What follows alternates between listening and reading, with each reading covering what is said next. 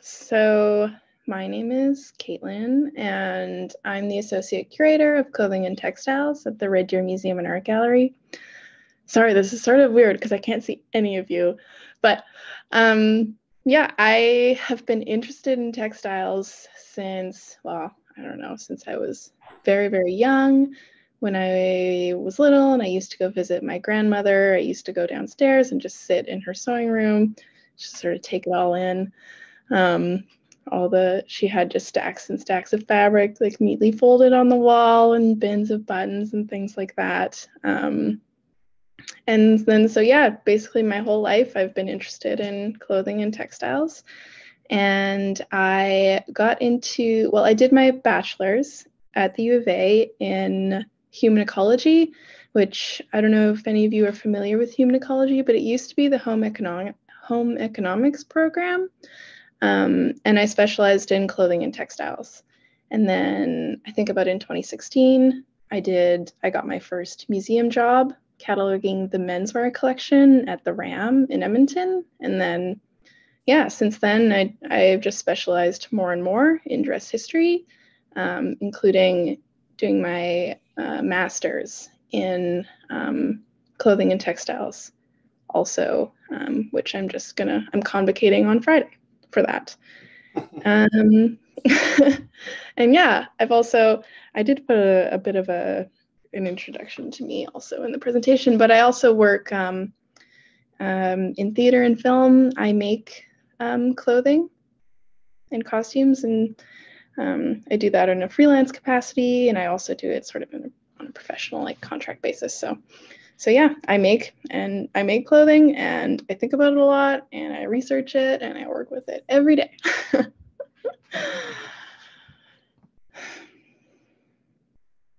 Great. Well, the meeting's all yours, so we're in your hands.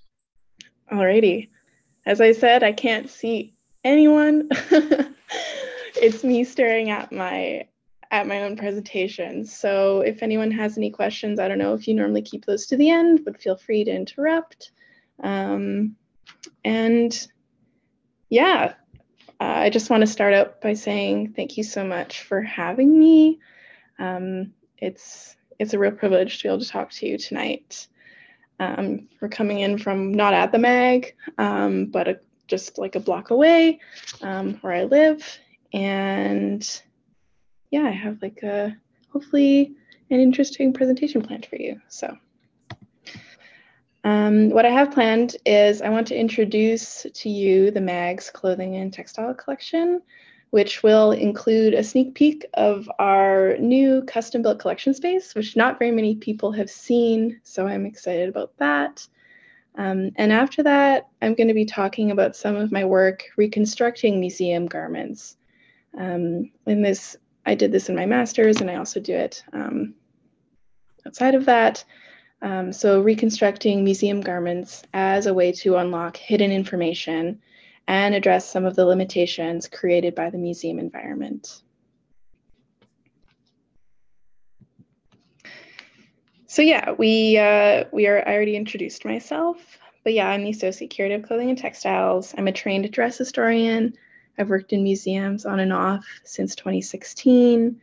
And yeah, I'm also a professional stitcher for theater and film, which heavily impacts my work in museums, which I'll talk about later. I forgot to mention /educator, and I teach sewing classes for the public through a sewing studio in Edmonton. So I do a lot of different things. But as curator, my job is centered around cataloging the mag's extensive textiles collection, with the ultimate aim of moving the collection into a custom designed storage space where it will be well organized and stored to museum standards, furthering its preservation and ability to be accessed by the public. Today, I'm going to introduce to you my work with the clothing collection and as well as what makes the collection so special. We're going to talk a little bit about what it means to be a first-rate collection, and then I'll show you how we're organizing and refining the collection in the new collection space. And then we'll discuss my work reconstructing historical garments. So Oh, and this is me in the collection. I don't know how many of you have been back there, but yeah. So the MAG's Clothing and Textiles collection began in the 1960s. I think it should say in the 1960s. I think 1960 is a little bit early, but it began in the 1960s and became a formal collection in 1973. It contains two broad categories of objects, which is fashionable dress and then social dress, which is things like uniforms, political, and fraternal organizations. Purposeful and selective collecting has resulted in the biggest collection among the museum's holdings and represents some of Central Alberta's most fashionable residents. The collection documents the importance, availability, and performance of fashion in Central Alberta and preserves decades of clothing worn by the people who lived and worked here. This collection is an exceptional holding of the history of dress centered in Red Deer and Central Alberta. It reflects the social, political, and economic conditions of Central Alberta from the late 19th century through to the present day.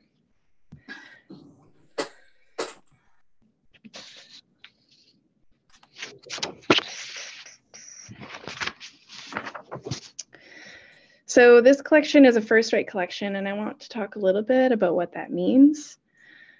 At the beginning of this project, and by this project I mean my time at the Red Deer Museum, the challenge that we faced was a very large, very rich collection that had very minimal cataloging and organization.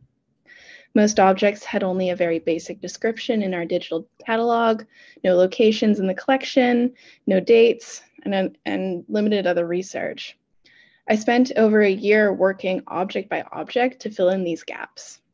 In doing so, I was also able to identify the strengths and weaknesses of our collection, make recommendations for the custom storage, and help reduce redundancies and irrelevant objects. This is critical for the collection to become healthy and accessible to the public. So what makes a high-quality museum collection? The first thing I would say would be depth and breadth of the collection. So how many objects do you have and what do they depict? The second would be quality of objects, and this can be measured in different ways by different museums, depending on the institution's values. But two of the ways that are relevant to the Red Deer collection are there objects that are rare or special in some way? Rare or interesting objects bring community into the museum and foster engagement because people want to see cool, rare, interesting things. And in the case of a community museum, the quality of objects would relate to how do these objects represent the community that they serve? Does the community see themselves and their history in the collection? Which is something that I hope that Red Deer, and we're always trying to improve, I hope that Red Deer and Central Alberta can see themselves in this collection. The third thing for a high quality museum collection would be proper storage. There's museum standards set out by governing professional associations like the Alberta and the Canadian Museum Associations, and those should be followed wherever possible. This means things like temperature and humidity controlled storage areas, proper mounts, conservation treatments when needed, etc. And then next, we go to access. Collections need to afford reasonable access, whether that is in the form of exhibition, research appointments, tours, programs, etc. That being said, every time an object is put on display or otherwise accessed, it is usually subject to some type of irreversible damage. So museums always have to balance preservation and access. And that's sort of a balance that, happens in the doing. And then finally, for what makes a first-rate collection is relationships.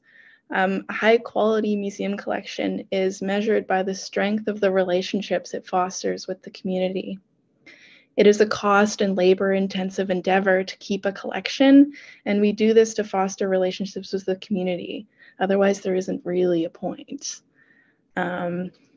So yeah, these are all things that I'm constantly thinking about when I'm working with the collection.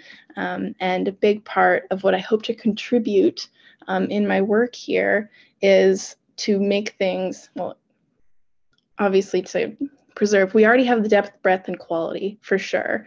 It's to improve the proper museum quality storage and then to foster access and relationships going onwards into the future.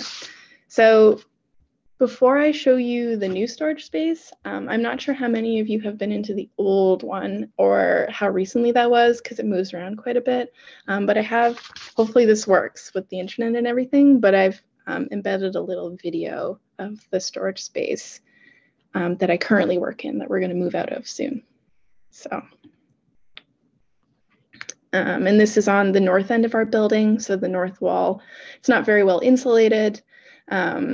Obviously, there's tons and tons of objects. We're kind of just like exploding at the seams in a lot of ways. I've already moved, these central shelving units are where the shoes were, and I've already moved those into the new storage space. They were the first group of objects to go over, so we'll see those later.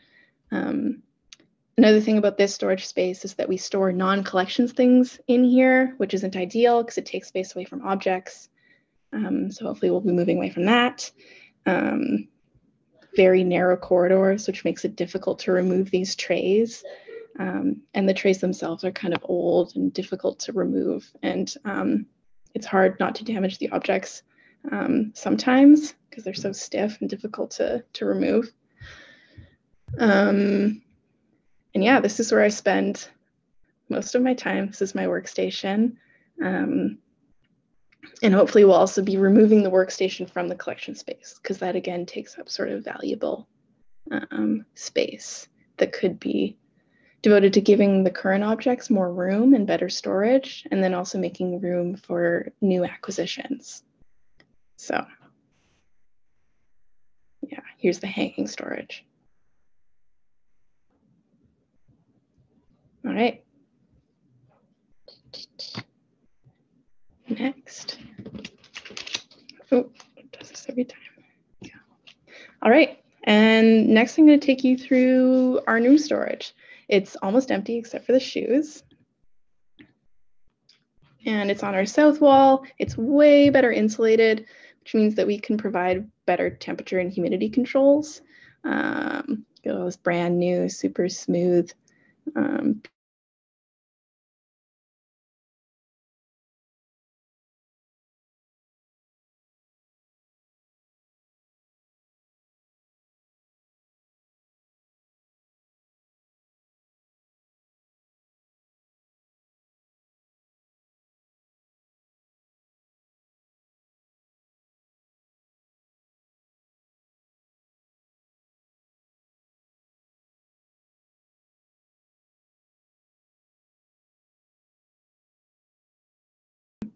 People through for some collections visits. That's what I'm hoping.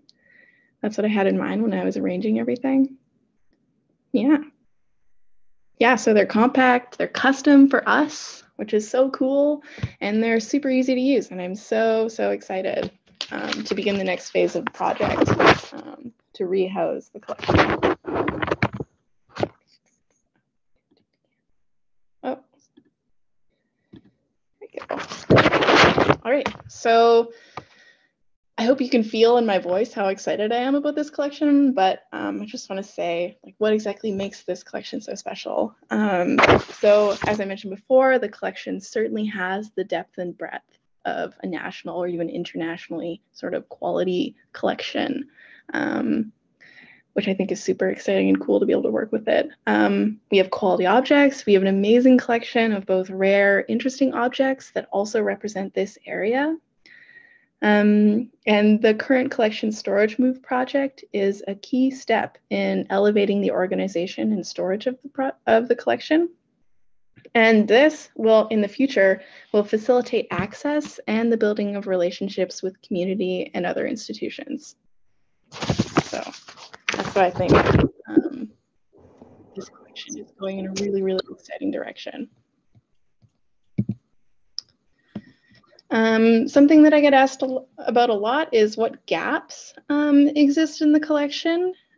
These are just pictures of some objects that I found interesting from the collection, but I always like to address gaps. So people tend to donate the clothes that they perceive as valuable but no longer wear, that they have preserved long enough to be able to donate to a museum. So this means that we have a lot of wedding dresses, cocktail attire, men's formal suits, special occasion linens, things like that. And I like to encourage people to look at other parts of their wardrobes for things that could be donated. One thing that we're always sort of looking for is menswear generally. Outside of most formal suits, menswear is definitely underrepresented. And we're also looking, like many museums, at increasing the diversity of the collection. Red Deer has a significant immigrant population originating from all over the world, and this is only growing, and that's something that, with our current collecting, that we're interested in fostering and representing. We're also looking to increase the representation of sort of the local Indigenous communities in Red Deer. And my personal wish list as a textiles curator is a corset. We don't have, I think we have one corset in the whole collection, despite having a whole ton of underwear that would be contemporary to when women were wearing corsets. So another one of those would be amazing. Obviously, we look for things that represent Central Alberta. So a corset that was worn by a woman in Central Alberta, sorry, would be amazing. And then like a pair of 1980s running shoes, or sort of like later 20th century athletic shoes. You don't have a lot of those. So those are my personal items.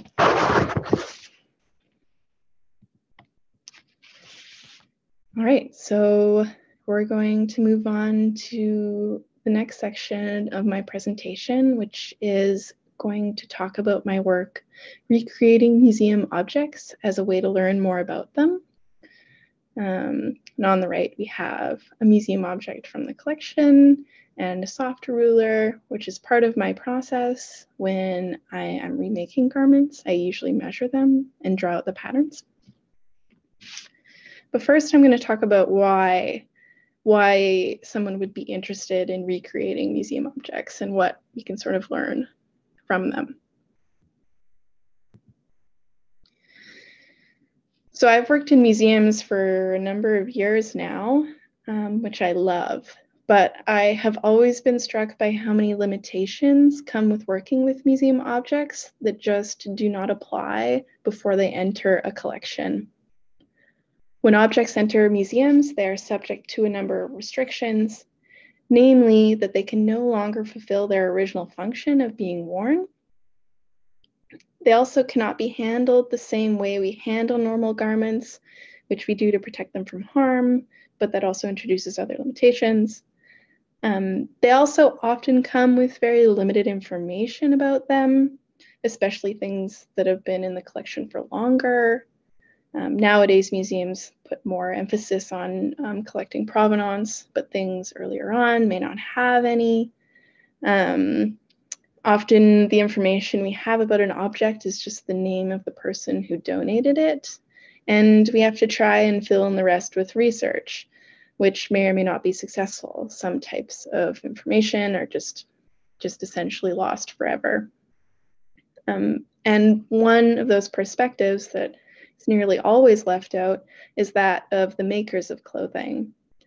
This information is rarely recorded for many reasons, and that extends even to garments today. Most of the time when we put, our favorite pair of jeans on, we have no idea who physically made it.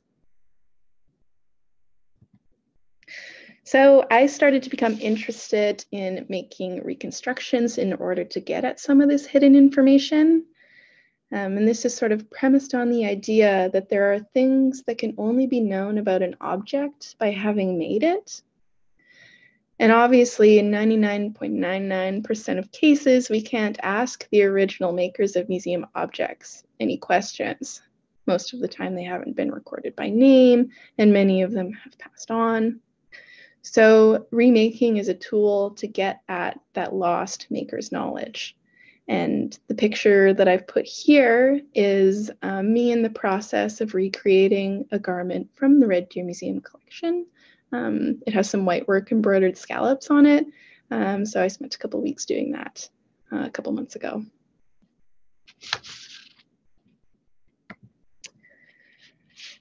Notably, I explored this idea in my master's thesis, where I recreated a very rare 14th century garment, the doublet of Charles de Blois, which you see here. This is a photograph of the original. This garment was a great case study for this type of reconstruction work for many reasons, but particularly because it is extremely rare in both its age and in the fact that it appears to be unaltered over more than 650 years. Its age means that it has a very interesting cut, so pattern that is different from how we cut clothing today. So I wanted to explore that, as well as this garment has numerous restrictions placed upon it that go above and beyond typical museum restrictions. Because of its age and fragility, it has been permanently mounted on the mannequin that you can see poking out here. So the interior is effectively inaccessible. And the interior has a lot of information about construction methods and things like that. Moreover, because of its rarity and importance, very few garments survive from the 14th century. The ability to touch it, even with museum standard precautions, is limited. I went to go visit this garment in person in Lyon, France, before the pandemic, and I was not permitted to touch it. That being said, there is a pattern existing that was taken by the conservator that mounted the original garment in the late 1970s. So I was able to copy that pattern, and then I used it to make the recreation. And I did that. Here's some photos of the recreation process. I did it entirely by hand because in the 14th century, there were no sewing machines or anything. And so on the left, there's me cutting out the pattern. And then on the right, the original garment is quilted. So it has 2 layers of fabric that sandwich some cotton batting. You can see the quilting stitches that are on it. And yeah, I think I didn't keep track of hours specifically, but it took me somewhere between 130 and 260 hours to do the full recreation. Obviously, I'm a lot slower than probably the original makers were, but it is an investment of time to make these sorts of things. So this is the finished garment, the finished reconstruction, that is. The making process allowed me to better understand the original garment. I had an understanding of things like how much fabric the garment takes up, how long it takes to make each part in relation to the other, etc. For example, it has a ton, I don't know if you can see, but it has like quite a few buttons. And that was a significant investment of time compared to the other steps of making it, which implies that the buttons and their function, whether aesthetic or functional, was important. There are definitely limitations to what a recreation can tell us about how the original was made. But going through the whole embodied process opens up a whole new perspective that would otherwise be inaccessible.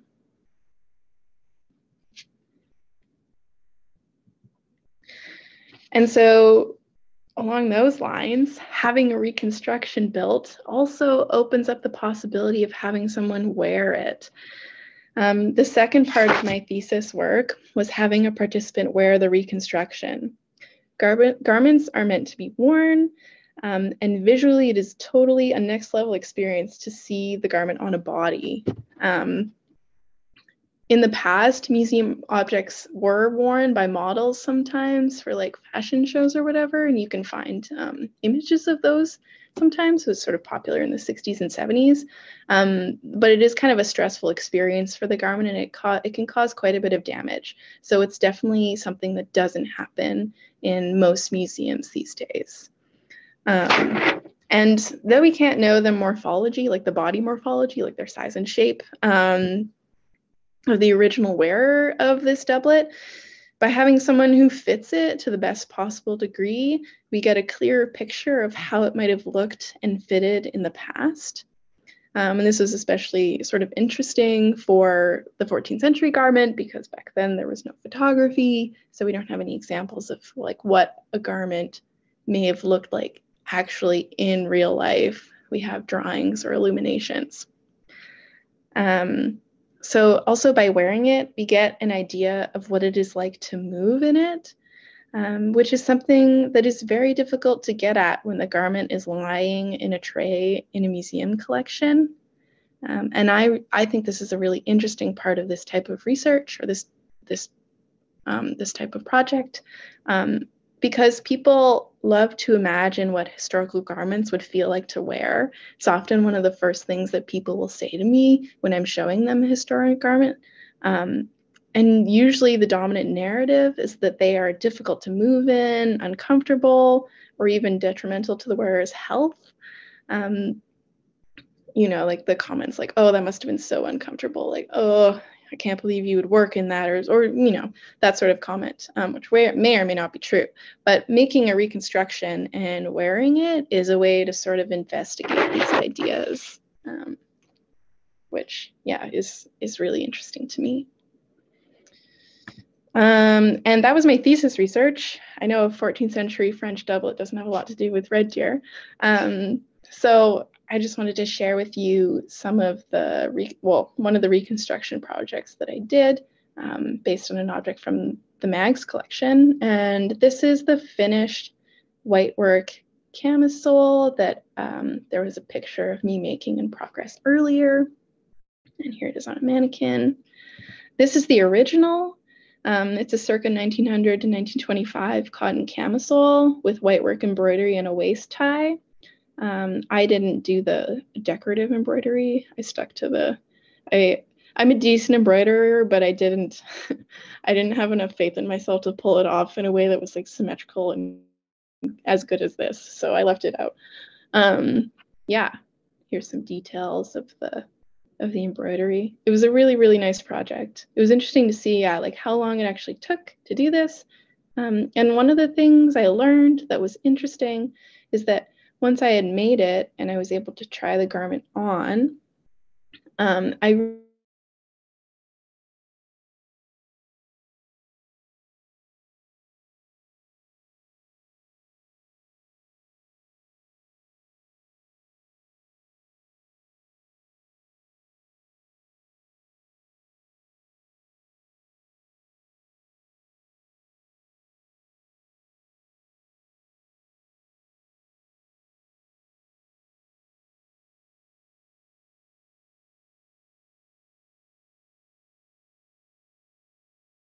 in learning and understanding historic dress and therefore the lives of people in the past. And yeah, that's all I have for tonight. Thank you so much. Here's my email at the museum. If you ever want to reach out, feel free. Yeah, thank you so much. Thank you, Katelin. That was great. That was a really interesting presentation. We can have a little time for some Q&A here. Tell me, do you have anything historic in your collection, items from people we would know from past, like Leonard Gates' tennis shoes or, Juliet Sorensen's knickers or something? I don't know. Actually, that sounds kind of familiar to me. I'm from Edmonton and I've been in Red Deer for 2 years now, so I have like a good idea of who the main people are, the usual suspects. But I can't always remember. But yeah, definitely we do. Most of our collection, I say, it does represent people from Red Deer. We have a lot of stuff from donated in Annie Parsons' estate. So things that belonged to Richard Parsons and then Ella, his first wife.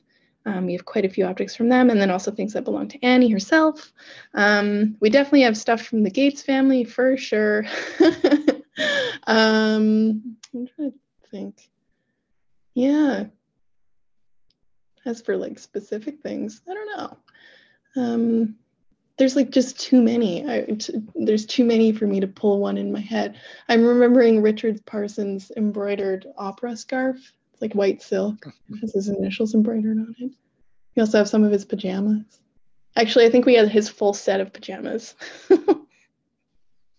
and his whole set of work shirts, things like that. So when you get estates, sometimes you get like the whole view of their whole entire wardrobe at a certain time. So yeah, I'm sorry if that's not very specific. It's encouraging to hear. I'm glad that we do have those kinds of things in our collection. We'll open the floor up for questions. Just raise your hand if you want. You can unmute yourself at the lower left-hand corner of the screen. Does anybody have any questions for Katelin?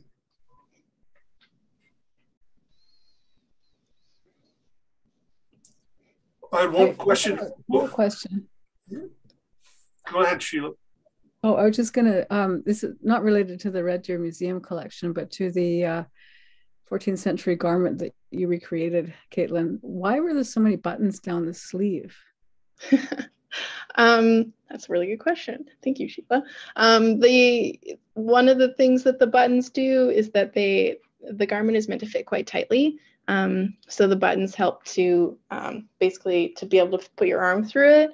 The arms are shaped, like they're shaped for a bent arm, to be able, and this helps it, honestly, it helps with mobility because you don't have all this fabric bunching in like a standard sleeve. So the buttons help you get into the garment and then button it up because it's meant to fit so tightly. And sort of another question, actually, which just came to my mind. When you said that you don't have very many corsets, or one corset only in the collection, what would be the time frame that women would have worn corsets in Red Deer? Well, probably from the earliest time that European women were here. So it seems like a critical mass of women started to arrive in about the 1880s, which is when we start to get a bunch of women's wear in our collection. And then up until, obviously, like everyone didn't fully just throw away their corsets in like, I don't know, the 1920s, but they sort of moved more towards like girdles and things like that, which I think we have some girdles. So yeah, 1880s to like 1920-ish. Okay, yeah, thank you. Welcome.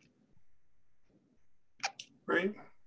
Was there any quality about that 14th century garment that made it either practical or impractical? And do you have any idea what it was worn for? Did it have a special purpose? Yeah, actually.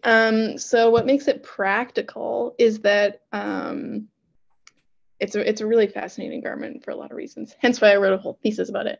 But the cut of the garment, like this kind of garment, was originally meant to be worn underneath armor or as armor if you couldn't afford armor. The quilted cushiness helped to like cushion your body from the sharp edges of armor, and then they could be quite tightly padded, so then it would offer you some protection.